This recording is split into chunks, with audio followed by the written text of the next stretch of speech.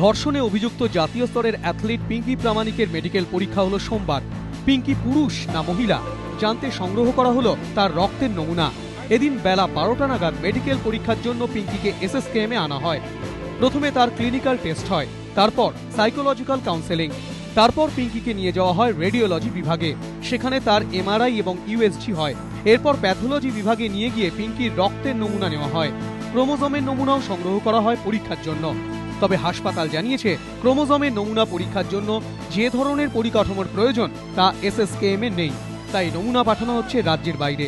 বিকেল 3টের পর পিঙ্কিকে দমদম সেন্ট্রাল জেলে ফিরিয়ে আনা হয়। পিঙ্কির মেডিকেল টেস্টের জন্য তৈরি করা হয় 11 সদস্যের বোর্ড। বোর্ড জানিয়েছে 28 জুনের মধ্যে সমস্ত রিপোর্ট আদালতে জমা দেওয়া হবে।